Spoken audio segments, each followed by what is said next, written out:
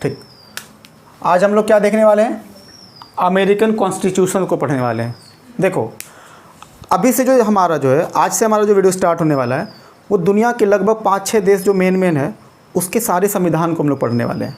इसमें से अमेरिका है, फ्रांस है, स्विट्ज़रलैंड है, जर्मनी है ना। ये तमाम ऐसे देश हैं जिनके बारे में हमारा चूँकि ये देश का हम संविधान इसलिए पढ़ेंगे, इससे ये पता चलेगा कि उस संविधान से हम लोगों ने क्या क्या बोरो किया। क्योंकि देखो, यहाँ पे संवैधानिक विकास क्या हुआ, काफ़ी पहले स्टार्ट हुआ, और भारत में जो संविधान का जो विकास हुआ वो काफ़ी लेट से हुआ। इसी वजह से इन सारे कॉन्स्टिट्यूशंस को पहले देखेंगे, आराम से पढ़ेंगे, समझेंगे, और साथ ही साथ क्या करेंगे, हम लोग भारत के संवैधानिक संविधान से इसको कंपेयर करेंगे कि यहाँ पर जो सिस्टम चल रहा है और वहाँ पर जो चल रहा है उससे किस किस मामले में सिमिलर है और किस किस मामले में डिफरेंट है। और साथ ही साथ ये जो कंट्री जो सारे पढ़ाएंगे इसमें भी आपस में तुलना करेंगे कि फ्रांस में क्या चीज़ डिफरेंट है, स्विट्ज़रलैंड में क्या चीज़ डिफरेंट है, जर्मनी में, फ्रांस में, मतलब अलग अलग कंट्री में भी आपस में कंपेयर करके हम लोग देखते चलेंगे। ठीक है, तो आज हम लोग सबसे पहले क्या देखते हैं, अमेरिका का कॉन्स्टिट्यूशन समझते हैं, क्योंकि यहाँ से एग्जाम में कभी कभी जो क्वेश्चन देखने को मिलता है, और ख़ास करके मेंस में तो बहुत बार पूछा जा चुका है कि जैसे फेडरल सिस्टम के बारे में जब भी हम आंसर राइटिंग में जब हम लिखेंगे तो अमेरिकन कॉन्स्टिट्यूशन सिस्टम को तो बताना पड़ेगा। और जब तक इसको हम नहीं बताएं, क्योंकि दुनिया का सबसे आइडियल कॉन्स्टिट्यूशन सिस्टम फेडरल के मामले में माना जाता है, तो बिना अमेरिका कॉन्स्टिट्यूशन को जिक्र किए तो मतलब आंसर मेरा पूरा ही नहीं होगा। अच्छा, कई बार एग्ज़ाम में क्वेश्चन ये भी पूछा जा चुका है कि भारत का जो कॉन्स्टिट्यूशन है अमेरिका, ब्रिटेन, जर्मनी या फ्रांस से किस मामले में डिफरेंट है। तो इस तरह से भी क्वेश्चन आते हैं। तो वैसे में क्या होगा, हमको पॉइंट वाइज करके सारे जो कंट्रीज़ हैं वो उनका पहले तो ध्यान रखना पड़ेगा कि फ्रांस के कॉन्स्टिट्यूशन में क्या क्या आता है, वहाँ के जो है हेड कौन कहलाते हैं, या फ्रांस के जो राष्ट्रपति हैं उनका चुनाव किस प्रक्रिया से होता है, फिर भारत में जो राष्ट्रपति बनते हैं उनका उनसे कितना डिफरेंट है। तो भारत के राष्ट्रपति के बारे में बताएंगे, यहाँ के राष्ट्रपति के बारे में जब बताएंगे तो साथ ही साथ अलग अलग कंट्री के बारे में भी क्या करेंगे, अलग अलग राष्ट्रपति से भी हम कंपेयर कर सकते हैं। तो ये तरीका होगा हमारा पढ़ने का। ठीक है, तो अमेरिकन कॉन्स्टिट्यूशंस की बात करें तो इसका एक एक चीज़ हम लोग समझने वाले हैं कि यहाँ पे जो राष्ट्रपति का चुनाव कैसे होता है, राष्ट्रपति के पास क्या क्या पावर होता है, यहाँ पर विधायिका यानी कि जो लेजिस्लेचर है उसका क्या स्ट्रक्चर है, मतलब विधायिका में भी जैसे वहाँ पर 2 सदन है, जैसे भारत की बात करें तो यहाँ पर भी विधायिका के 2 सदन हैं, केंद्र के स्तर की बात करें जैसे लोकसभा और राज्यसभा, उसी प्रकार से वहाँ पर हाउस ऑफ रिप्रेजेंटेटिव और सीनेट 2 होता है, और उनका अपना क्या काम है ये समझेंगे। फिर वहाँ के जुडिशरी के बारे में समझेंगे कि वहाँ का जुडिशरी सिस्टम जो है वो किस तरह से काम करता है। भारत की न्यायपालिका की अगर हम बात करें तो उनके न्यायपालिका की तुलना में कौन सी न्यायपालिका ज़्यादा मजबूत है, ज़्यादा ताकतवर है। तो आमतौर पे कहा जाता है कि अमेरिका का जो सुप्रीम कोर्ट है, जो वहाँ के जो जज होते हैं वो बहुत ताकतवर है। तो किस आधार पर वो ताकतवर है हम ये समझने का कोशिश करेंगे। हम लोग एक एक करके ना सारे पॉइंट्स को समझने का कोशिश करेंगे कि आखिर क्यों दुनिया में सबसे ताकतवर सुप्रीम कोर्ट जो है अमेरिका के सुप्रीम कोर्ट को कहा जाता है। तो जो कुछ खास बातें हैं वो क्यों इतनी खास है वो हम लोग एक एक करके हम लोग आराम से समझने का कोशिश करेंगे। ठीक है, तो सबसे पहले इसका बैकग्राउंड समझते हैं, अमेरिकन कॉन्स्टिट्यूशंस का जो थोड़ा सा, अब अमेरिका का थोड़ा सा बैकग्राउंड देखते हैं। देखो, बात ये है कि 18वीं सेंचुरी तक की बात अगर हम करें, 18वीं सेंचुरी यानी कि 1700 से लेकर के 1799 तक की बात करें तो अमेरिका मूलतः आदिवासी समुदायों का एक क्षेत्र था। मतलब अमेरिका जो आज कह रहे हो, दरअसल वो पहले क्या था, 13 अलग अलग हिस्सों में बटा हुआ था, और सभी जगह पे तकरीबन जो है आदिवासी लोग ही रहते थे। मतलब जो अमेरिका के जो मूल समुदाय के लोग थे उनको रेड इंडियन कहा जाता था, जो मतलब आदिवासी लोग था। अब सोच के देखना थोड़ा सा कि अमेरिका में एक टाइम में 18वीं सेंचुरी में आदिवासी समुदाय के लोग रहते थे, और भारत में उस समय ब्रिटेन का शासन था। ब्रिटेन खुद उस समय बहुत अच्छी स्थिति में थी। यानी अगर हम 18वीं सेंचुरी से कंपेयर करते हैं भारत की स्थिति और अमेरिका की स्थिति, तो भारत अमेरिका की तुलना में काफ़ी डेवलप था। ये बात तो हम दावे के साथ कह सकते हैं। अच्छा, बाद में आखिर क्या हुआ ऐसा कि धीरे धीरे अमेरिका काफ़ी तेज़ी से जो है बढ़ गया और दुनिया के सबसे मोस्ट पावरफुल कंट्री में आ गया। अच्छा, वही ब्रिटेन जो दुनिया में करीबन सभी देशों को वो अपना गुलाम बनाया, फिर भी आज वो सबसे ताकतवर नहीं। करीब करीब कह तो रहे हैं कि करीब करीब हर लगभग कंट्री को वो अपना जो है कॉलोनी बना के रखा, सबको बना के रखा। लेकिन आखिर ऐसा क्या हुआ जो धीरे धीरे सारे कंट्रीज़ आगे बढ़ते चले गए और ब्रिटेन अभी वहीं का वहीं है। मतलब अभी ये नहीं कह सकते कि बेहतर नहीं है, भारत की स्थिति में तो आज भी बेहतर है, लेकिन जिस तरह का वो उम्मीद, मतलब जब वो दुनिया में कहते थे कि दुनिया में सबसे जो है गोरे लोगों का जो एक समूह, जो ताकतवर लोगों का जो समूह था, वो ब्रिटेन अपने आप को मानता था, सभी को वो गुलाम करके रखा था। तो देखो, अगर हम अमेरिका और भारत की तुलना करेंगे तो निश्चित रूप से भारत अमेरिका की तुलना में ज़्यादा अच्छा कंडीशंस में था। तो देखो उस समय क्या था, हम बात करें अमेरिका में 18वीं सेंचुरी में आदिवासी लोगों का समुदाय था। वहाँ पे जिंदगी मतलब एकदम नहीं, जैसे आदिवासी लोगों का लाइफ कैसा होता है, नॉर्मल लाइफ जी रहे थे। अच्छा, ब्रिटेन तो इस मामले में बहुत चालाक था, वो जगह जगह सभी जगह घूमते जा रहा था, अलग अलग जगह का, चूँकि अमेरिका का जो है खोज भी कोलंबस कर लिया था। अच्छा, अब क्या हुआ कि अच्छा, अब ये सारे जो लोग खोज कर, चाहे वास्को डी गामा हो गए, कोलंबस हो गए, ये लोग जब ढूंढते थे किसी नए क्षेत्र को, तो आखिर खोजने के प्रति मतलब वजह क्या रहता था कि वहाँ का रिसोर्स, वहाँ पे कौन कौन सा रिसोर्स हमारे पास है। तो रिसोर्स जैसे कि अमेरिका का जब कोलंबस जब ढूंढा, तो जब कोलंबस वापस आया, जब बताया ब्रिटेन को कि जो है वहाँ पे एक हम देश ढूंढे हैं, तो फिर सारे लोग जो एक जत्था पूरा यहाँ से जाता है ब्रिटेन से, फिर कई सारे ब्रिटेन से, चूँकि जो व्यापारी लोगों का समूह था वो लोग वहाँ पहुँचता है। जब वहाँ देखा, अरे साला यहाँ पे तो बहुत सारे संसाधन है, अच्छा खासा रिसोर्स है, और ये रिसोर्स जो है हमारे देश के लिए बड़ा अच्छा है, क्योंकि हमारे देश, चूँकि ब्रिटेन में उस समय क्या चल रहा था, इंडस्ट्रियलाइजेशन चल रहा था, औद्योगिकरण चल रहा था, और इंडस्ट्री के लिए क्या चाहिए हमको, रॉ मटेरियल चाहिए ना, कच्चा माल चाहिए ना। जैसे कि वहाँ पे कपड़ा वगैरह का जो मिल था वहाँ पे ब्रिटेन में, तो कपड़ा के मिल के लिए क्या चाहिए हमको, कॉटन चाहिए, और उस कॉटन की आवश्यकता को कौन पूरा कर सकता था, अमेरिका।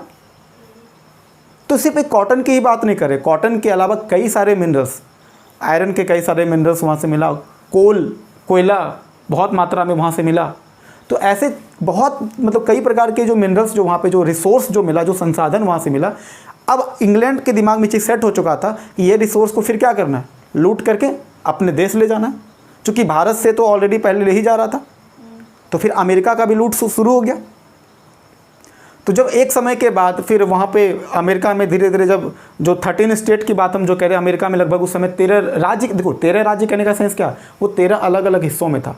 पहले तो वो क्षेत्र अपने आप को अमेरिका बोलता ही नहीं था, अमेरिका तो बाद में बना ना। वो 13 स्टेट जो आपस में जब मिला, तो तब समझौता किया कि हाँ हम लोग क्या है, अब से यूनाइटेड स्टेट्स ऑफ अमेरिका है। यानी कि अमेरिका क्या था, राज्यों के बीच कॉन्ट्रैक्ट था, वो एक समझौता था। और वो समझौता कब हुआ, जब अमेरिका ब्रिटेन से आज़ाद हो गया। आज़ादी में, अच्छा आज़ादी कैसे है, जब अलग अलग स्टेट को समझ में आने लगा, यार धीरे धीरे तो हमारा ये, हम तो धीरे धीरे गुलाम बनते जा रहे हैं, ये सारे रिसोर्स यहाँ से लूट के ले जा रहा है। तो ऐसे में सारे लोग क्या कर दिए, विद्रोह किए, और विद्रोह करने के बाद अमेरिका क्या हो गया, आज़ाद हो गया। अच्छा, भारत की आज़ादी में अमेरिका की आज़ादी भी बहुत मायने रखता है। क्यों, इंग्लैंड वाले कहते थे कि हमसे ताकतवर कोई नहीं है, उनको ताकत का बड़ा घमंड था। और जब अमेरिकी क्रांति के बाद जब अमेरिका आज़ाद हो गया, तो ये बात मतलब साबित हो गया कि भाई आप उतने भी ताकतवर नहीं जितना अपने आप को कहते हैं। क्यूबा जैसा छोटा सा देश, वो उनसे आज़ाद हो गया। तो कई सारे ऐसे एग्जाम्पल थे। तो अमेरिका आज़ाद होता है 1776 के आसपास। अमेरिकी आज़ादी के बाद उस समय क्या हुआ, फिर बाद में जो 13 स्टेट्स था, ये लोग मिल करके समझौता करते हैं आपस में कि अब से हम लोग क्या हैं, अमेरिकन स्टेट्स हैं। अच्छा, एक चीज़ और बताते हैं, जब ये लोग बहुत सारे लोग जो है, जब अमेरिका में जब ब्रिटेन के जो कई सारे जो क्या बोलते हैं, वहाँ के जो उद्योगपति जब जो जा रहे थे वहाँ पे, तो अमेरिका में वो लोग क्या कर रहे थे, वहाँ जाके सब जगह पेड़ पौधे काटना शुरू कर दिए थे। बहुत जगह पे जंगल उंगल की साफ सफाई करने लगे। अब जंगल की साफ सफाई करने के लिए जो मजदूर गया, वो कहाँ से गया, अफ्रीका से। अफ्रीका से बहुत सारा दास को, गुलाम को पकड़ पकड़ के जहाज़ पे बिठा करके, ज़बरदस्ती बिठा के उसको सबको कहाँ ले गया, अमेरिका। और वहाँ जा कर के जंगल की कटाई किया, साफ़ सफाई वहाँ पे किया, वहाँ पे इंडस्ट्री वगैरह लगाया गया वहाँ पे, ताकि वहाँ पे प्रोडक्शन करके वो अपना ब्रिटेन को भेज सके। रॉ मटेरियल वगैरह भी इंग्लैंड भेजना शुरू कर दिया। तो ये सब चीज़ चलते रहा, ये सब बैकग्राउंड में ये सब कहानी हुआ था। अब ये जब ये 13 स्टेट मिल करके आपस में समझौता किया, तो ये अमेरिका अपने आप को क्या बोलने लगा। शुरुआत में अमेरिका अपने आप को कन्फेडरल कहता था। क्या बोलता था, कन्फेडरल। कन्फेडरल कन्फेडरल कन्फेडरल मतलब क्या होता है, परिसंघात्मक। परिसंघात्मक का मतलब होता है कि जब राज्य आपस में मिल करके समझौता करें कि हम लोग अब से क्या, एक देश के रूप में, एक केंद्र का अलग स्ट्रक्चर होगा, राज्यों के पास अपनी ताकत होगी। केंद्र को मतलब कहने का मतलब कि नियम कानून के मामलों में केंद्र के पास कुछ शक्तियाँ होंगी और राज्यों के पास कुछ शक्तियाँ होंगी। अब यहाँ पर कॉन्फेडरल सिस्टम में क्या था कि जब शुरुआत, ये जो 13 स्टेट था ना, शुरुआत में ये सिस्टम था कि ये 13 स्टेट जब चाहे अमेरिका से अपने आप को आज़ाद कर सकता है। मतलब आपस में समझौता करके एक हैं अभी हम। जब तक आप सही से चलोगे तो हम एक साथ हैं, और जिस दिन आप सही से नहीं चले तो हम कभी भी आपके अमेरिका से आज़ाद हो सकते हैं। यानी कि अमेरिका से स्वतंत्र होने की बात था शुरुआत में, लेकिन बाद में फिर क्या हुआ, बाद में फिर ये कन्फेडरल से क्या बनते चला गया, अमेरिका भी फेडरल कंट्री बन गया कि नहीं। मतलब फेडरल का ये मतलब होता है कि आप ठीक है, राज्यों के पास ताकत हम देंगे, राज्य के पास, सही बात है, अमेरिका में राज्यों के पास जितनी ताकत है उतना केंद्र के पास ताकत नहीं है। वहाँ पे राज्य बहुत मजबूत है। और अमेरिका में तो दो संविधान चलता है, केंद्र का अलग संविधान और राज्य का अपना अलग संविधान, समझ रहे हो। और अवशिष्ट शक्तियाँ किसके पास होती है, वहाँ पे अवशिष्ट शक्तियाँ जो होती है वो राज्यों के पास होती है। अब अवशिष्ट शक्तियाँ का मतलब क्या होता है, केंद्र को कुछ नियम बता दिया गया कि आप इस चीज़ पर कानून बना सकते हो, बस इसके अलावा जो भी रेस्ट बचेगा वो उस पर कानून कौन बनाएगा, राज्य बनेगा। यानी कि राज्य के पास क्या ज़्यादा ताकत है। जबकि भारत की अगर हम तुलना करें तो भारत में अवशिष्ट शक्तियाँ किसके पास होती है, केंद्र के पास। क्योंकि राज्यों को बता दिया गया कि कुछ मामलों में आप कानून बना सकते हो, लेकिन बाकी और मामले में कानून कौन बनाएगा, हम बनाएंगे। जो चीज़ नहीं लिखा हुआ है उस पर कानून कौन बनाएगा, केंद्र बनाएगा। यहाँ पर केंद्र मजबूत है और अमेरिका में क्या है, राज्य मजबूत है। और इसका एक सबसे अच्छा जीता जाता एग्जाम्पल देते हैं कि अमेरिका में जो ओबामा जब आए थे, अमेरिका मतलब वो चाहते थे कि वहाँ पर जो है आर्म्स एक्ट जो वो ख़त्म हो। अब ये आर्म्स एक्ट क्या होता है कि लोग वहाँ पर अपनी सुरक्षा के लिए प्रत्येक व्यक्ति अपना हथियार रखता है अपने पास। इवन यहाँ तक कि जो बच्चे होते हैं, स्कूल के जो बच्चे होते हैं, वो भी अपने मतलब स्कूल के बैग में वो हथियार लेके के चलते हैं अपनी सेफ्टी के लिए। इसी चक्कर में कभी कभी क्या होता है कि बच्चे का जिस दिन मूड गरमाया ठोक के चलाया, ऐसा बहुत बार हुआ है। वहाँ पे स्कूल में गोलीबारी हो चुका है, बच्चा मर जाता है। तो ओबामा इस वजह से बहुत नाराज़ थे, वो चाहते थे कि इस कानून को ख़त्म किया जाए। लेकिन वहाँ पर कोई कानून ऐसे थोड़ी बनता है, वहाँ पर राज्य, अब देखो अलग अलग राज्य है। मान लो आज तो अमेरिका में 50 स्टेट है ना, पहले शुरुआत में 13 स्टेट था, अभी अमेरिका में लगभग 50 स्टेट है। अब क्या है कि अब मेरी बात को समझना, अभी का सिस्टम क्या है कि अब अलग अलग स्टेट का अलग अलग कॉन्स्टिट्यूशन, अलग अलग संविधान है। अब एक स्टेट बोल देगा मान लो कि ठीक है हम आर्म्स एक्ट को ख़त्म करते हैं, लेकिन दूसरा स्टेट मानने के लिए तैयार नहीं होगा, तब तो दूसरा भी मना लोगे तो फिर तीसरा नहीं मानेगा। तो ऐसे में तुम पूरा तरह से ख़त्म नहीं कर सकते हो। यही भारत होता ना कि केंद्र सरकार एक बार बोल देता कि हाँ ये कानून अब से नहीं चलेगा तो नहीं चलेगा तो नहीं चलेगा। और वहाँ पर ज़्यादा अधिकार क्या है, चूँकि आर्म्स एक्ट के बारे में केंद्र की सूची में लिखा ही नहीं है, वो सब राज्यों का मामला हो जाता है। वहाँ पे राज्य तय करेगा अपने बच्चों की सुरक्षा के लिए, अपने लोगों की सुरक्षा के लिए राज्य क्या प्रावधान करता है वहाँ पे, तो ये मामला हो जाता है। ठीक है, ये अमेरिका के बाद, चूँकि आज का क्लास हमारा इसी चीज़ पर टिका, इसमें सारा चीज़ लगभग बैकग्राउंड में बता दिए कि वहाँ पर सिस्टम क्या चल रहा है। ठीक है, अब देखो अगर हम जो अमेरिका को जो फेडरल सिस्टम कहते हैं, इसका मतलब क्या हुआ, फेडरल का मतलब हम पहले बता चुके हैं पिछले वीडियो में, मतलब जो नहीं देखें वो पिछला वीडियो जाके देखना कि वहाँ पर हम फेडरल सिस्टम को, कॉन्फेडरल को और यूनिटरी को हम अच्छे से समझाए हुए हैं। ठीक है, वहाँ पे इसका फेडरल का मतलब होता है कि उस देश का राष्ट्रपति ही प्रमुख होता है। सारा ताकत किसके पास होता है, राष्ट्रपति के पास होता है। और उनका टाइम पीरियड कितने साल का होता है, 4 साल, लगभग 4 साल के लिए फिक्स ही होता है। एक तरह से 4 साल के लिए क्या होता है, फिक्स होता है। भारत के जैसा नहीं, जैसे मान लो एग्जाम्पल के तौर पे भारत में राष्ट्रपति की बात अगर छोड़ दो तो भारत में मतलब मेन ताकत किसके पास दिखता है, क्योंकि भारत में संसदीय प्रणाली चलता है, तो यहाँ पर तो प्रधानमंत्री के पास ताकत है। अच्छा, प्रधानमंत्री का कार्यकाल बेशक 5 साल है, लेकिन इस बीच में उनको हटाया भी जा सकता है अगर उनके अपने ही लोग अगर सपोर्ट करना छोड़ दें तो। ठीक है, अब इस चीज़ को हम समझेंगे आगे चल के। देखो तो कार्यकाल कितने टाइम के लिए इनका है, 4 वर्ष के लिए। और अपने जीवन काल में अमेरिका में कोई भी व्यक्ति 2 बार से ज़्यादा राष्ट्रपति नहीं बन सकता है। मैक्सिमम कितना बार बन सकता है, 2 बार में बन सकता है। उसके बाद देखो, अब वहाँ पे राष्ट्रपति को अब हटाने की बात अगर करोगे तो वो लगभग असंभव जैसी स्थिति है। वहाँ पे राष्ट्रपति को हटाना बहुत ही मुश्किल है। क्यों, क्योंकि उनको हटाने के लिए महाभियोग की प्रक्रिया को अपनाना पड़ता है। किसको, महाभियोग, यानी कि इम्पीचमेंट की प्रोसेस है। अब ये इम्पीचमेंट का प्रोसेस क्या होता है, महाभियोग एक तरीका है किसको, राष्ट्रपति को हटाने के लिए। हालांकि भारत में भी राष्ट्रपति को हटाने का यही तरीका है, महाभियोग तरीका ही है। ठीक है, अब ये महाभियोग क्या होता है समझो। अगर मान लो इसको हटाने का बेस क्या होगा, मतलब महाभियोग जो आप लगाओगे वो किस किस बेस पर लगा सकते हो, तो या तो उस राष्ट्रपति पर देशद्रोह का मामला हो, बहुत बड़ा कोई देश के साथ गद्दारी वाला काम किया हो। ठीक है, या फिर हो सकता है कि वो बहुत ही जघन्य अपराध कोई किया हो, बहुत ही घटिया कोई हरकत कर दिया हो, एक ऐसा काम करे हो जिसके लिए देश उसको कभी माफ़ नहीं कर सकता है, जघन्य अपराध, बहुत ही घटिया कुछ काम कर दिया हो, या फिर वो बहुत ज़्यादा करप्शन किया हो, देश में बहुत बड़ा जो पैसों का हेरफेर कर दिया हो, करप्शन बहुत ज़्यादा कर दिया हो। तो ये 3 बेस, देशद्रोह, जघन्य अपराध और भारी भ्रष्टाचार, इस बेस पर हम महाभियोग लगा सकते हैं और वहाँ के राष्ट्रपति को हम हटा सकते हैं। लेकिन साथ ही साथ ध्यान रखना, ये तो आधार होगा ही होगा, लेकिन इसके साथ साथ दोनों सदन में, जो अमेरिका का जो दोनों सदन है, दोनों सदन में इस कानून को, मतलब इस बिल को पास करना पड़ेगा। मतलब दोनों सदन से सहमति लेना पड़ेगा, परमिशन लेना पड़ेगा। वो कौन कौन सा सदन है? House of representative, house of representative जिसको क्या बोलते हैं, ये जैसे कि जस्ट लाइक हमारे यहाँ जैसे लोकसभा होता है ना, जैसे उसी तरह के वहाँ पर क्या है, हाउस ऑफ रिप्रेजेंटेटिव। क्योंकि इसमें जो मेंबर होते हैं वो अमेरिका के लोग चुनते हैं। अमेरिका के जो 50 राज्य हैं वो लोग मिलकर के इसका सदस्य चुनते हैं। आगे चल के बताएंगे कि कितने लोग होते हैं। और दूसरा सदन क्या है? सीनेट। जैसे यहाँ पर राज्यसभा है उसी तरह वहाँ पर क्या है? सीनेट है। तो कंपेयर करके अगर समझना हो तो सीनेट भारत के लिए राज्यसभा RS, और ये क्या है? LS। आपसे एक चीज़ बताओ, सॉरी इसको कहेंगे LS, देखो तो L, अच्छा यहाँ पे लोकसभा को हम लोग क्या बोलते हैं? निचला सदन, और राज्यसभा को क्या बोलते हैं? उच्च सदन। इसका मतलब वहाँ के लिए क्या होगा? हाउस ऑफ रिप्रेजेंटेटिव वहाँ के लिए क्या हो जाएगा? निचला सदन। और इसको क्या बोलेंगे? उच्च सदन। वो इसलिए देखो उच्च सदन और निम्न सदन क्या है, दरअसल देखो कुछ नहीं है।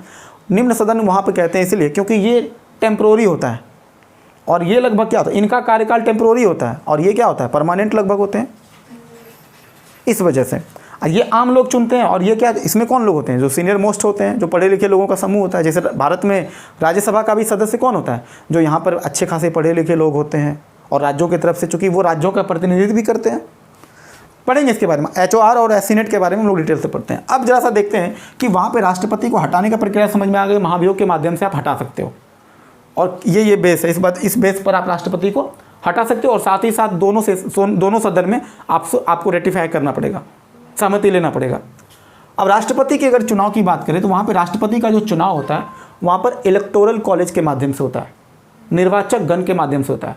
अब ये निर्वाचक गण क्या होता है? निर्वाचक गण का मतलब क्या होता है? कुछ लोगों का समूह, निर्वाचित समूह। इसके जो मेंबर होते हैं, जो निर्वाचक गण के जो सदस्य, वो कितने सदस्य होते हैं? 538।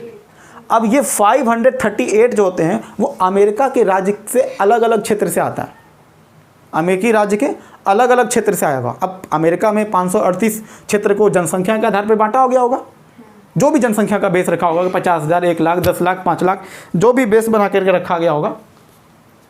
तो 538 क्षेत्र में अमेरिका को पहले बांटा होगा, समझा? अब मान लो ये अमेरिका है, अमेरिका को अलग अलग हिस्सा में बांटा, अलग अलग क्षेत्र से एक एक मेंबर चुन कर आएगा, और वही मेंबर क्या कहलाएगा? इलेक्टोरल कॉलेज का सदस्य कहलाएगा।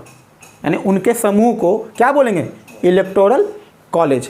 अब ये लोग मिल करके तय करेंगे कि अमेरिका का राष्ट्रपति कौन होगा। समझ में आया? देखो दरअसल ये जो सिस्टम था ये क्या है, ये पहले बहुत ज़्यादा इसका महत्व था। पहले इलेक्टोरल कॉलेज का अच्छा खासा वैल्यूज़ था। क्यों? क्योंकि पहले जनसंपर्क उतना अच्छा नहीं था। जनसंपर्क का मतलब क्या था कि पहले लोगों को पता भी नहीं होता था कि हम दरअसल किसको चुनने वाले हैं राष्ट्रपति। अब अमेरिका इतना बड़ा है, अलग अलग क्षेत्र है, लोग एक जगह से दूसरे जगह आना जाना कर नहीं रहा है, कोई सब अपने अपने जगह पे स्थिर बैठा हुआ है। अब इस देश को कौन चलाएगा? अब इसके लिए अलग अलग लोगों से जा के पूछ तो नहीं सकते हैं ना। मतलब कोई ऐसा कम्युनिकेशन का तरीका नहीं था हमारे पास, उस समय कोई तरीका ही नहीं था। तो ऐसे में क्या होगा? अब अलग अलग क्षेत्र से एक एक आदमी को बुला लो, और वही लोग आदमी आपस में मिलकर तय कर लेते थे। ये मान लिया जाता था कि ये एक व्यक्ति कम से कम उतने सारे जनसंख्या का जो लीडरशिप कर रहा है वो उसको लीड कर रहा है। क्योंकि ये जब भी कुछ बोलेगा तो समझो वो पूरा का पूरा आबादी का ये प्रतिनिधित्व करता है। मतलब वो सारे जनसंख्या के आवाज़ है। ये अकेला आदमी क्या है? जनसंख्या का आवाज़ अकेला है। वो जनसंख्या की बात को वो अकेले बोलता है। जो ये बोलेगा वो पूरा समूह कहेगा, ये मान लिया जाता है। पहले ही सिस्टम था। अभी क्या सिस्टम है?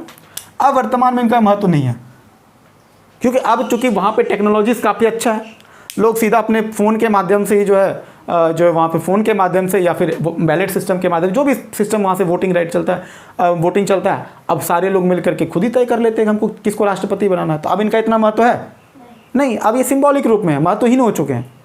अभी अगर देखा जाए तो अमेरिका का जो चुनाव, जो राष्ट्रपति का जो चुनाव होता है वो डायरेक्ट होता है, जनता खुद चुनती है। तो बात समझ में आया? अब ये तो हमारा मामला क्या था, फेडरल सिस्टम का पूरा लोग समझ गए, राष्ट्रपति के बारे में समझ गए, वहाँ पे राष्ट्रपति का चुनाव कैसे होता हम लोग ये समझ गए, है ना, और हटाने का प्रोसेस भी समझ गए। ठीक है, अब देखते हैं कि वहाँ का मंत्रिमंडल आखिर तो चलेगा ना, आखिर वहाँ पे मंत्रियों का समूह, बिना मंत्री का तो राष्ट्रपति कुछ नहीं करेगा। आखिर राष्ट्रपति के लिए क्या चाहिए, ध्यान रखना, राष्ट्रपति को सलाहकार नहीं चाहिए, राष्ट्रपति को सलाह देने वाला व्यक्ति नहीं चाहिए, राष्ट्रपति को सहायता देने वाला चाहिए। वहाँ पे अंतर समझना, सलाहकार और सहायता देने वाला व्यक्ति में अंतर होता है। सलाहकार का मतलब ये होता है कि हम कुछ लोगों का समूह रखे हो, हमको बार बार क्या कर रहा है, गाइड कर रहा है। ऐसा नहीं लग रहा कि हम उसके लिए थोड़ा सा सोच तब का सुनना पड़ता है। जैसे भारत में क्या होता है कि भारत में जो मंत्री होते हैं वो अपने अपने क्षेत्र का सांसद होता है कि नहीं। अच्छा, उससे सलाह भी लेती है। जब भी सरकार मंत्री, जो यहाँ पर जो मंत्री लोगों का जो समूह होता है, सरकार जब भी कोई काम करती है मंत्री लोगों से सलाह लेती है। मंत्री के हिसाब से भी चलना पड़ता है यहाँ पे प्रधानमंत्री को। लेकिन अमेरिका में क्या होता है, अमेरिका में ये होता है कि राष्ट्रपति वहाँ पर जिसको चाहेगा उसको मंत्री बना सकता है, उसकी मर्जी पर है। वहाँ पर राष्ट्रपति जो है विधायिका के लोगों से ही मंत्री बनाएगा, ऐसा जरूरी नहीं है। अमेरिका का हालत ये है कि विधायिका अलग, वहाँ पे विधायिका अलग है, कार्यपालिका अलग और न्यायपालिका अलग। अब ये देखो, ये विधायिका लेजिस्लेचर, कार्यपालिका एग्जीक्यूटिव और ये जुडिशरी। अब ये जुडिशरी एग्जीक्यूटिव की जो बात करें, इसका प्रमुख कौन होगा, राष्ट्रपति होगा ना। अब अच्छा, इसका मतलब कि एक राष्ट्रपति होगा यहाँ पर और इसके अंदर कई सारे मंत्री होगा ना, इसके अंदर कई सारे, और ये मंत्री, ये जो राष्ट्रपति जो होगा वो किसी को भी बना सकता है, उसके मर्जी पर है, जिसको बनाएगा वो उसको बनाएगा। जरूरी नहीं है कि लेजिस्लेचर का मेंबर को बनाएगा, नहीं। वहाँ पर विधायिका से मंत्री मतलब वहाँ पर ये सिस्टम नहीं है कि कोई भी सांसद जो है मंत्री बन जाएगा। भारत के जैसा नहीं है कि यहाँ के मंत्री जो है डबल रोल में होते हैं, एक तो अपना मंत्रालय भी देखते हैं और दूसरे तरफ क्या करते हैं, वो कानून भी बनाते हैं, डबल ड्यूटी निभाते हैं यहाँ पे। अमेरिका में ऐसा नहीं है, तुमको जो काम है अपना करो, वो इसकी मर्जी पर निर्भर, इसका मन होगा तो ये इसके मेंबर को भी बुला सकता है। वहाँ पर दरअसल मंत्री उसी को बनाया जाता है जो वाकई में काबिल होता है, और यहाँ पे मंत्री जो इसके मेंबर होंगे वही मंत्री होगा ना। भारत में क्या होता है, मंत्री तो इसी में से होता है ना। तो ये सिस्टम अलग है वहाँ से। और वहाँ का जुडिशरी तो बहुत ताकतवर है, बहुत ज़्यादा ताकतवर है वहाँ पे। अभी समझेंगे जब जुडिशरी आगे बताएंगे तो वहाँ का जो कैबिनेट जो होता है, मंत्रिमंडल की बात करें तो वहाँ पर राष्ट्रपति अपनी पसंद से किसी भी व्यक्ति को मंत्री बना सकता है और जब चाहे उसको हटा भी सकता है। इंपॉर्टेंट बात, जब हम चुन सकते हैं अपने मन से तो हटा भी सकते हैं अपने मन से, जब मेरी मर्जी आएगा कुछ भी। अभी ट्रंप जो अपने कई सारे मंत्री को, जो ट्रंप की आलोचना करते थे, जब ट्रंप थे अपने टाइम में, वो कई सारे मंत्री को हटा देते थे, जो भी उसकी आलोचना करता था वो हटा देते थे उसको। तो राष्ट्रपति तो वाकई में ताकत है, जिसको मानोगा उसके मंत्री बनाएंगे, जिसको माने मंत्री नहीं बनाएंगे, मेरी मर्जी। समझ में आ रहा है ना। अच्छा, उसके अलावा अब देखो वहाँ पे जो सेना का जो उच्च अधिकारी होता है, सेना में जो सबसे हेड होता है, सेना का उच्च अधिकारी, या फिर सुप्रीम कोर्ट और हाई कोर्ट की बात हम करें, सुप्रीम कोर्ट या फिर हाई कोर्ट या फिर जो फेडरल कोर्ट तरह से कह लो, सुप्रीम कोर्ट, हाई कोर्ट या फेडरल कोर्ट कह सकते हो, ठीक है। अब उसका जो जज होगा, अब वहाँ के न्यायपालिका में जो जज होगा उसका अपॉइंटमेंट कौन करता है, जजों की नियुक्ति कौन करता है, राष्ट्रपति करता है। लेकिन ध्यान रखना कि इनका नियुक्ति तो राष्ट्रपति करेगा, लेकिन उस मामले में सलाह लेना पड़ता है। हर मामले मनमानी नहीं कर पाएगा, उस मामले में सलाह किससे लेना पड़ेगा, सीनेट से, उच्च सदन से। इसी का लेजिस्लेचर का ही जो दो पार्ट है, एक है HOR निम्न सदन और एक कौन है, सीनेट।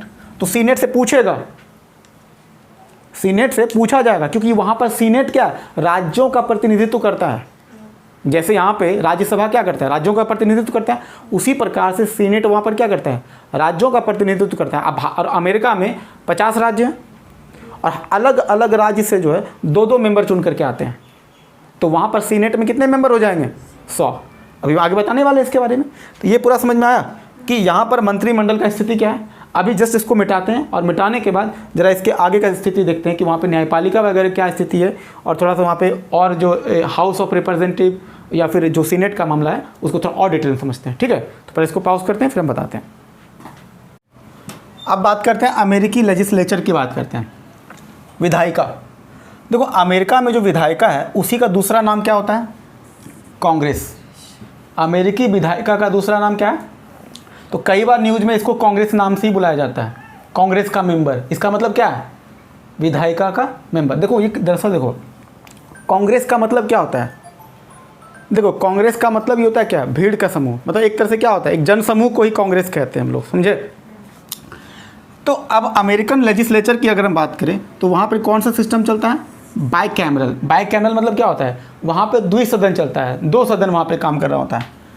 पहला सदन जो होता है उसको कहते हैं हाउस ऑफ रिप्रेजेंटेटिव, यानी क्या? HOR, पहले सदन को। दूसरे सदन को क्या बोलते हैं? सीनेट बोलते हैं। देखो, हाउस ऑफ रिप्रेजेंटेटिव, इसको प्रतिनिधि सभा भी कहते हैं। ये जस्ट लाइक भारत में जैसे लोकसभा है ना, उसी के जैसा होता है। इसको हम लोग निम्न सदन भी कहते हैं। निम्न सदन इसको इसलिए कहा जाता है क्योंकि ये हमारा टेम्प्रोरी सदन होता है। इसका कार्यकाल निश्चित नहीं होता है। इसके मेंबर का जो टाइम पीरियड है वो फिक्स नहीं होता है, वो कभी भी ख़त्म हो सकता है। ठीक है, तो HOR यानी कि हाउस ऑफ जो रिप्रेजेंटेटिव है वो भारत के लोकसभा के जैसा है, इसलिए इसको क्या बोलते हैं? निम्न सदन। और निम्न सदन इसलिए कहते हैं, निम्न सदन भी कह सकते हो, और इसी का दूसरा नाम हो सकता है अस्थायी सदन, टेम्प्रोरी वाला। ठीक है, अब वहाँ पे इसके मेंबर कितने सारे होते हैं? वहाँ पे कितने मेंबर होते हैं? वहाँ पे होते हैं 435 सदस्य। भारत में कितने होते हैं? लोकसभा के कितने सदस्य होते हैं? 545 होते हैं। अब देखो, और इनका वैसे आमतौर पे टाइम कितना होता है? 2 वर्ष। वैसे देखो 2 वर्ष ये फिक्स नहीं है, मतलब 2 वर्ष आपको मैक्सिमम दिया गया, इस बीच में भी आपको हटाया जा सकता है। बात को समझ में आया? इसलिए ये क्या है? अस्थायी सदन है, जिसे भारत में 5 साल के लिए होता है। देखते हो जब यहाँ पे सरकार गिरती है तो वो भी भंग हो जाता है, सांसद लोग भी बेरोजगार हो जाते हैं बेचारे। ठीक है, तो उसका निर्वाचन क्षेत्र जो होता है, ये जो 435 लोग जो चुनकर आते हैं, वो 435 क्षेत्र अमेरिका में अलग अलग जनसंख्या के हिसाब से बांटा गया है। तो जनसंख्या के हिसाब से अमेरिका में 435 क्षेत्र बनाया गया। हो सकता है 10,000, 20,000, 50,000, जिसके बेस पर बनाया गया हो, वो अलग अलग क्षेत्र से एक एक व्यक्ति चुनकर आएगा। तो कितने लोग चुनकर आएंगे? 435 लोग चुनकर आएंगे, और ये लोग मिलकर क्या करेंगे? कानून बनाएंगे। जैसे भारत में लोकसभा होता है, लोकसभा का क्षेत्र अलग अलग होता है ना। जैसे भारत में आमतौर पे जो लोकसभा का क्षेत्र होता है वो 10 लाख पर बनाया गया, मतलब हर एक 10 लाख के जनसंख्या को जो है एक क्षेत्र में बांटा गया। और वहीं 10 लाख में से कोई एक व्यक्ति क्या आएगा? MP बन के आएगा, मेंबर ऑफ पार्लियामेंट बन के आएगा। अब देखो, तो वही बताया, निर्वाचन क्षेत्र जो होता है वो अलग अलग 435 अलग अलग क्षेत्र से आएगा, और इनका जो जनसंख्या के आधार पर उस निर्वाचन क्षेत्र को बनाया गया। ध्यान रखना, किस आधार पर? जनसंख्या के आधार पर। जबकि इसका दूसरा सदन की अगर बात करें, सीनेट की बात करें, तो सीनेट को क्या बोलते हैं? अपर हाउस कहते हैं, या फिर इसी को हम लोग और क्या कहते हैं? उच्च सदन भी बोलते हैं हम लोग हिंदी में। अब ये उच्च सदन या फिर इसी को अस्थाई सदन भी कह सकते हैं। इसको दूसरा नाम क्या बोल सकते हैं? अस्थाई सदन। और इसको क्या कह सकते थे? अस्थाई, यानी कि ये टेम्प्रोरी है और ये क्या है? परमानेंट है, क्योंकि यानी कि इस सभा का कभी भंग नहीं होता है। इसके मेंबर आमतौर पर जल्दी हटते नहीं, हटते हैं मतलब उनका प्रोसेस अलग है, समझो। सीनेट में कितने मेंबर होते हैं? 100। और HOR में कितने मेंबर? 435। देखो ये 100 मेंबर कैसे हैं बताते हैं। अमेरिका में 50 राज्य हैं। कितने राज्य हैं? जैसे भारत में 28 राज्य, वो अमेरिका में कितने हैं? 50 राज्य। और एक एक राज्य से 2-2 मेंबर चुनकर आते हैं। क्या आते हैं? एक एक राज्य से 2-2 मेंबर चुनकर आते हैं, और वही लोग क्या बन जाते हैं? सीनेट का मेंबर। बात समझ में आया? जबकि अगर हम भारत की तुलना करें तो भारत में कैसे आता है? राज्यसभा का सदस्य कैसे बनता है? तो राज्य का जो विधानमंडल है वो चुन करके भेजता है। बात समझ में आया? तो यहाँ पर क्या देखो, यहाँ पर चीज़ें अलग होती है। जैसे कहने का मतलब है, ये जो 100 सदस्य आएगा वो एक राज्य का, चाहे राज्य का जनसंख्या कम हो या ज़्यादा, उससे कोई मतलब नहीं है, 2 ही व्यक्ति चुनकर आएगा।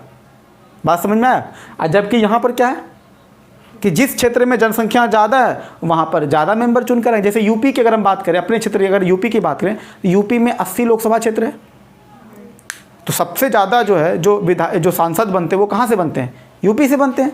जबकि अदर स्टेट जिसका जनसंख्या कम है वहाँ से बहुत कम मेंबर चुनकर आते हैं, क्योंकि जनसंख्या के आधार पर लोकसभा का सीट बटा हुआ है।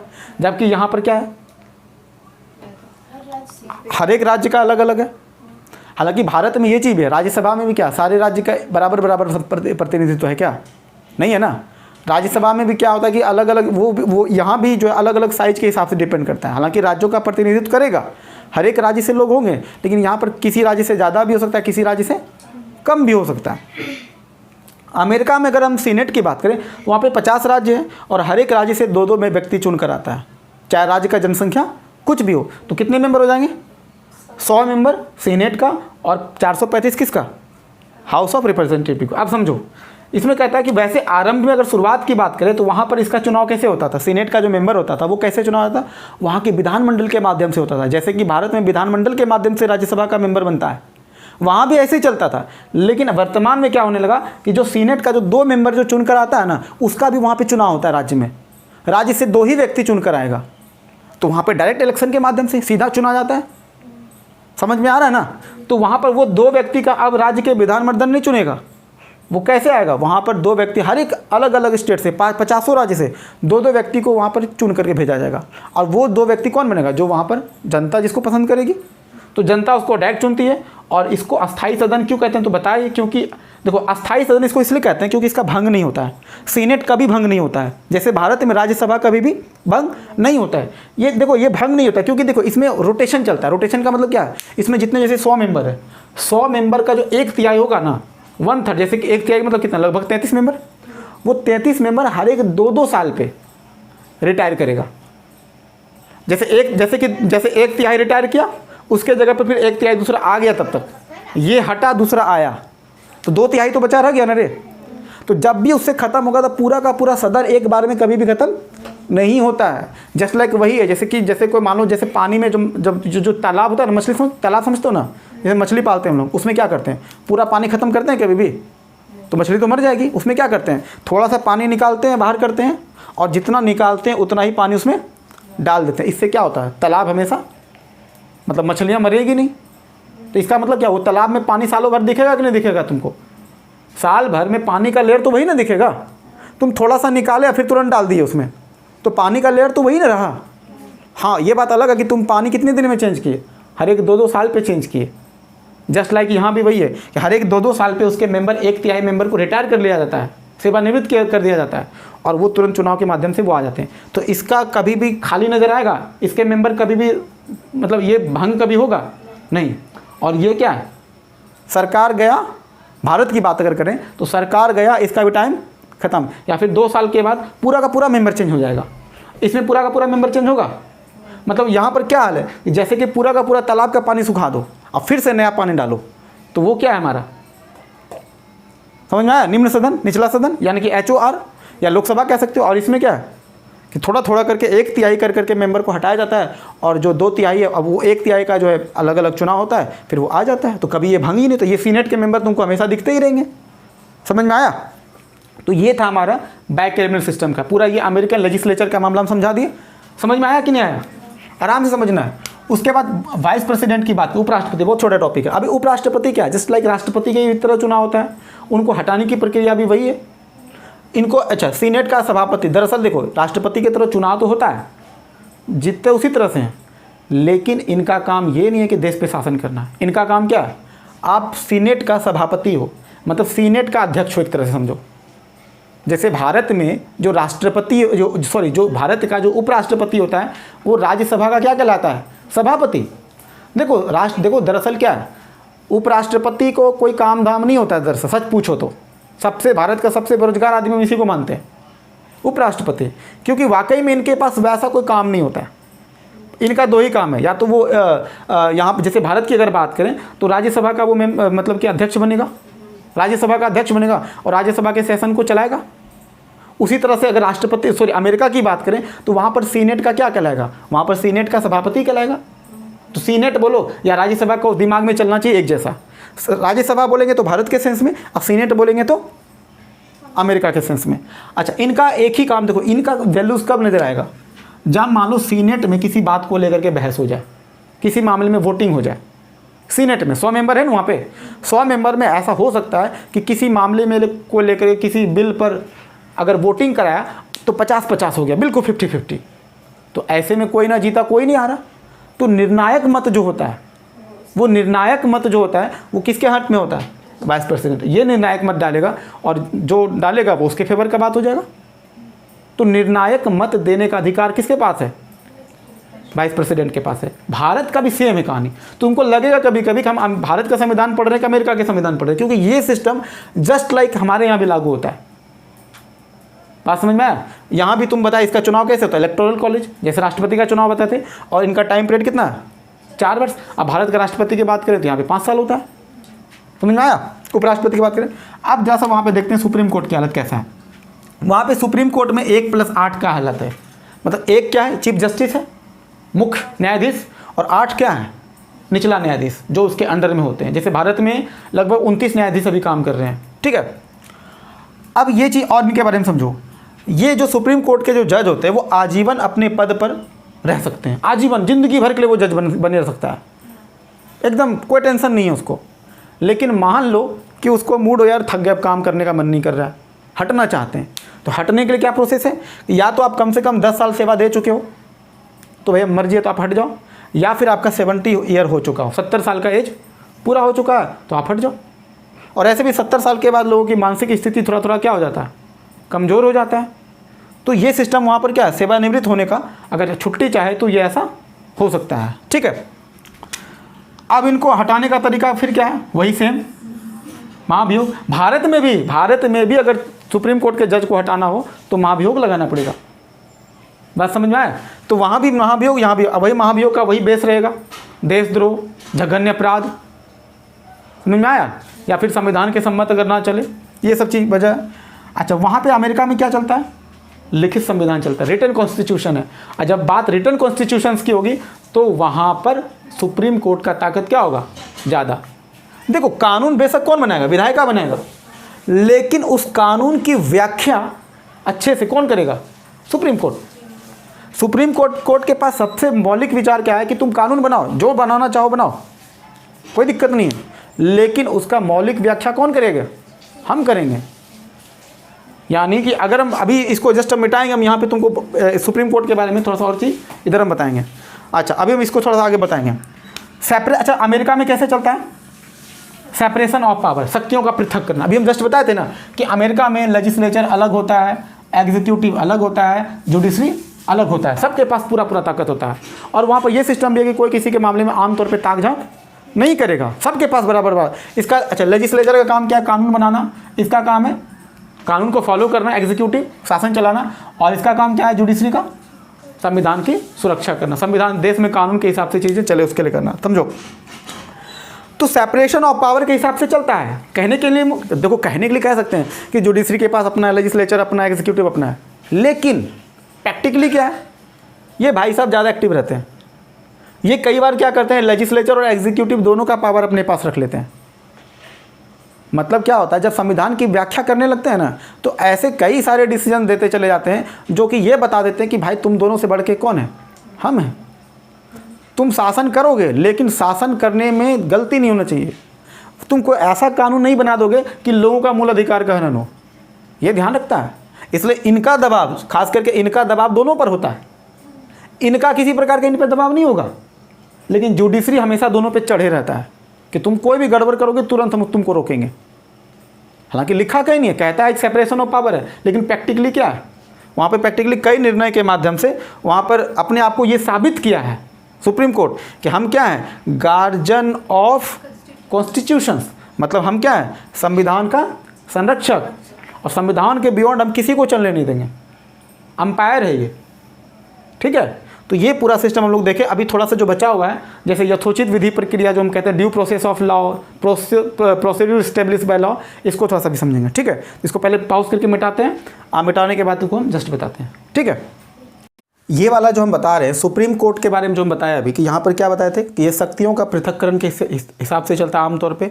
इसका मतलब ये है कि लेजिस्लेचर, एग्जीक्यूटिव और जुडिशरी के पास क्या है, सेपरेट पावर है वहाँ पर अमेरिका में। लेकिन जुडिशरी क्या करता है, कहते हैं कि एक चालाकी से, मतलब वहाँ पर कई सारे फैसलों के माध्यम से जुडिशरी धीरे धीरे जो है इन दोनों पर कंट्रोल करने लगा।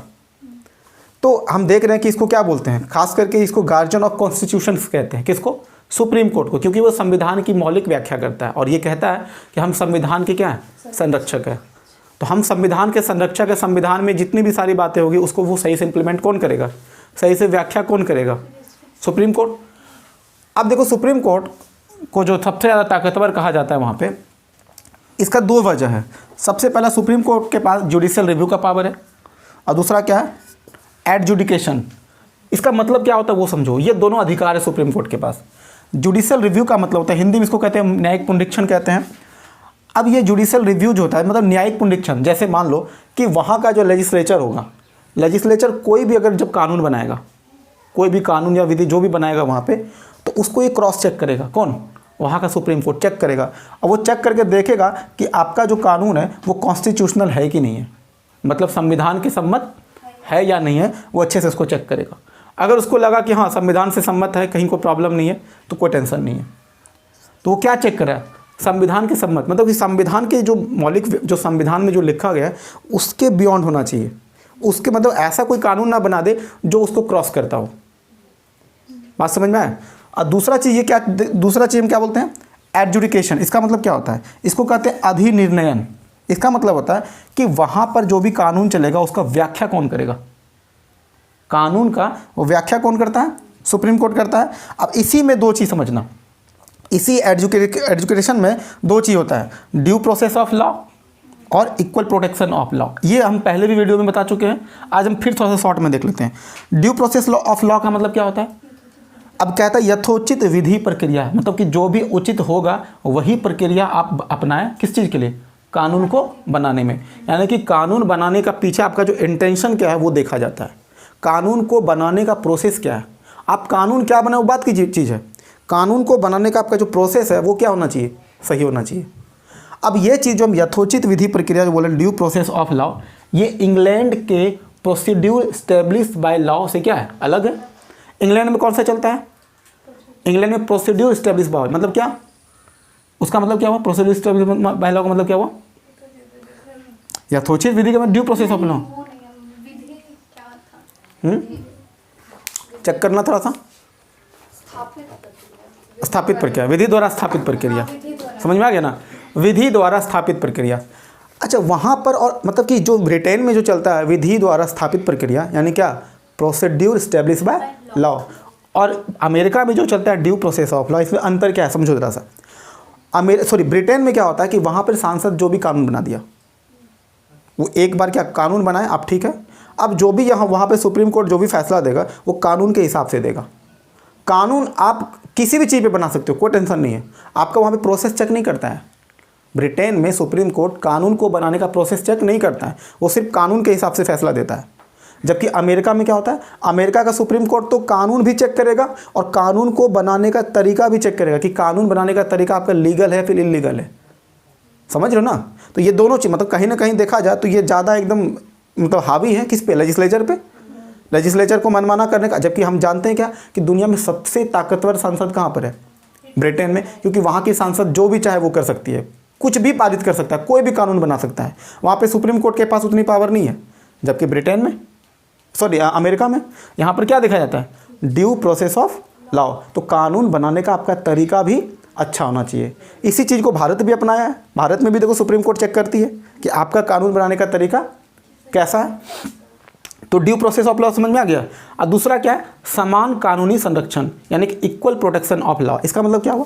समान कानूनी संरक्षण, यानी कि समान रूप से सभी को कानून के तहत संरक्षण मिलेगा।